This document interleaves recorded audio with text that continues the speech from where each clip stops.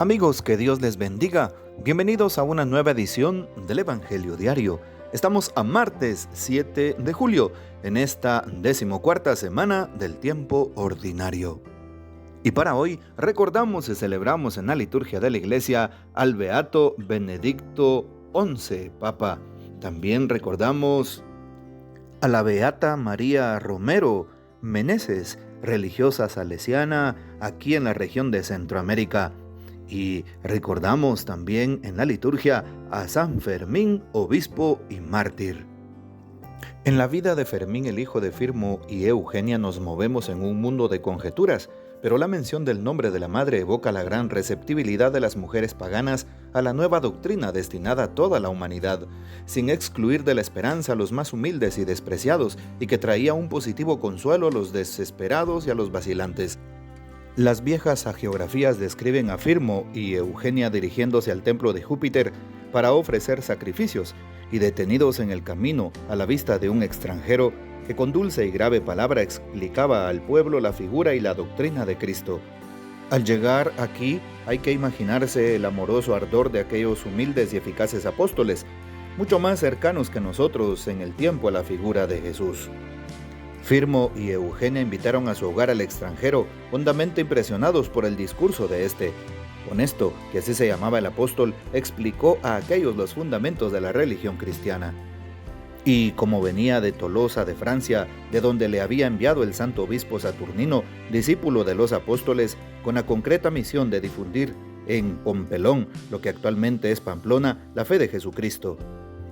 Las convincentes palabras de Honesto en la intimidad del hogar de Firmo conmovieron todavía más a este, que no solamente dio a aquel esperanzas de convertirse al cristianismo, sino que además manifestó deseos de conocer a Saturnino. El santo obispo de Tolosa no tardó mucho en acceder a los deseos de Firmo. Una cosa es la gran devoción de Pamplona y Navarra a San Saturnino, pero tiene sobre todo importancia ese recio resumen de su obra apostólica que acostumbran añadir los navarros a la mención del mártir y que vale por la mejor biografía: San Saturnino, el que nos trajo la fe.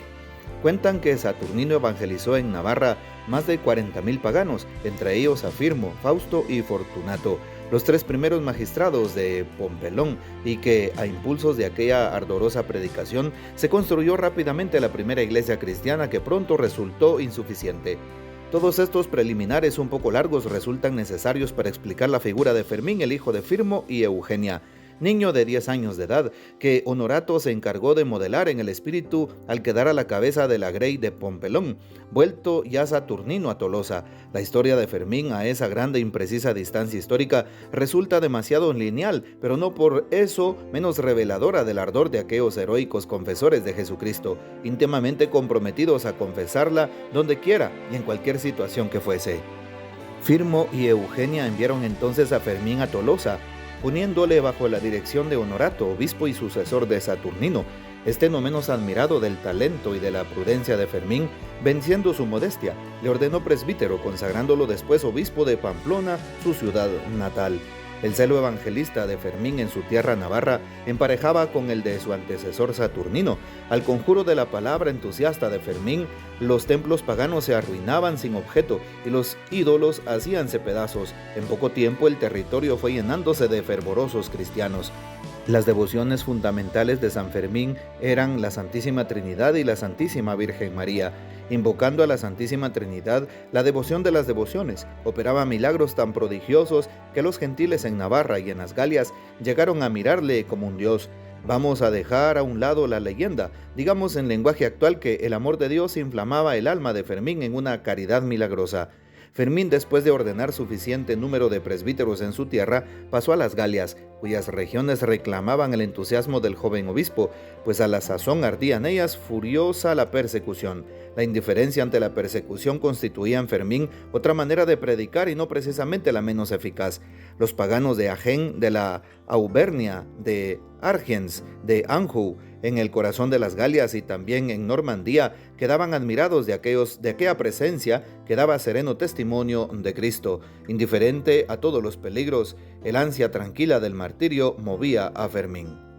Varias veces este gran obispo fue encarcelado y salió de la cárcel para seguir evangelizando. El pretor de Amiens, alarmado de aquel ascendiente, llamó a su presencia a Fermín, pero prendado de su persona y de la sinceridad de sus palabras, mandó ponerle en libertad.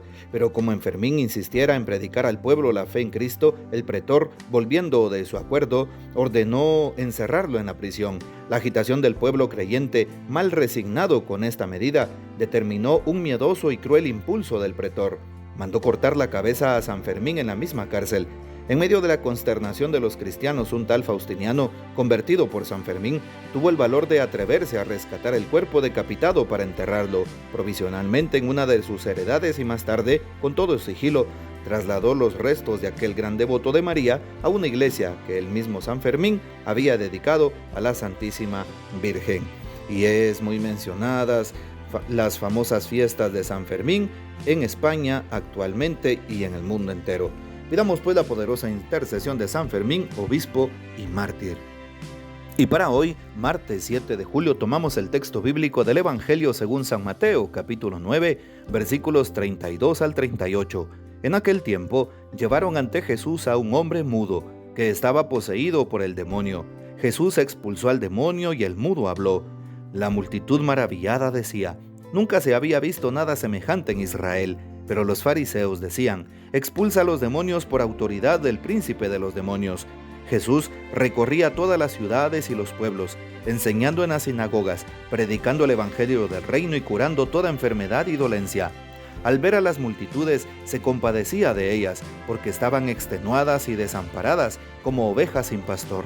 Entonces dijo a sus discípulos: la cosecha es mucha y los trabajadores pocos. Rueguen por tanto al dueño de la mies que envíe trabajadores a sus campos. Palabra del Señor, gloria a ti, Señor Jesús. En el texto de hoy nos damos cuenta que Jesús sigue haciendo milagros, sigue haciendo intervenciones divinas según la fe de sus interlocutores. Hoy, de manera especial, Jesús expulsa a un demonio que es mudo, de tal manera que aquel hombre que estaba poseído empieza a hablar. Y actualmente todavía suceden estas cosas. Un espíritu mudo que no permite que la persona hable, pero tiene manifestaciones increíblemente fuertes del enemigo. Y por eso debemos de perseverar en la fe, debemos ser constantes en la oración, debemos de tratar de mantenernos en la gracia de Dios para que el enemigo no haga de las suyas y encuentre un alma débil y por eso pueda manifestarse o pues poseer a alguna persona. Nos dice el texto que la multitud queda maravillada. Seguramente que sí, porque han visto la expulsión de Satanás que obraba en la vida de una persona. Y por eso aquellos fariseos que presenciaban estas acciones del Señor Jesús decían lo siguiente: expulsa a los demonios con autoridad del príncipe de los demonios. Claro, no les convenía que Jesús hiciera eso, porque ellos perdían credibilidad. La gente ya no recurría a ellos, que entre comillas eran los jefes del pueblo y los que tenían, repito, entre comillas, la autoridad de hacer aquello. Pero Jesús lo hacía de manera gratuita. Jesús lo hacía con aquellos que estaban encadenados. Lo mismo sigue haciendo el Señor el día de hoy. Sigue viendo con amor, con misericordia a aquellos que estamos encadenados por el pecado. Aquellos que muchas veces estamos arrastrados por el mal. Jesús nos sigue liberando. Y la mejor y más eficaz y más fuerte forma de liberarnos es a través del sacramento de la confesión. Jesús rompe cadenas.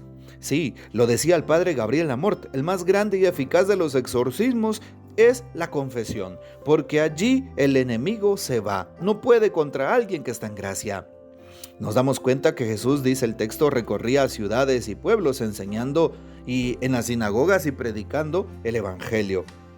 Sí, qué importante es saber que Jesús se compadecía de aquellas multitudes, porque andaban desamparadas como ovejas sin pastor. Hoy le pedimos a Jesús que nos ayude para que Él sea el buen pastor, aquel que nos pastorea hacia la casa suya, aquel que nos muestra el camino para la salvación, aquel que nos invita a vivir la experiencia del amor ¿Para qué? Para obtener la vida eterna y vivir con alegría en el corazón ya desde este mundo. También el Señor, como buen pastor, nos invita a orar pidiendo al dueño de la mies que envíe trabajadores a sus campos. Hoy te invito para que ofrezcas un ayuno, un rosario, una oración, una misa, una visita al Santísimo, un sacrificio por las vocaciones. Y aunque hoy estamos en día martes, no jueves eucarístico y sacerdotal, pero vale la pena orar por las vocaciones. Te cuento y recuerdo que estamos todavía en el retiro arquidiocesano del clero. Sí, en nuestro segundo día de retiro. Así que te pido que ores por nosotros y sigas orando para que el Señor se compadezca de su pueblo y siga enviando más jóvenes que respondan con amor, con prontitud, con generosidad a la llamada que el Señor mismo les hace y sirvan a la iglesia y al mundo entero con amor. Que el Señor nos bendiga, que María Santísima nos guarde y que gocemos de la fiel custodia de San José.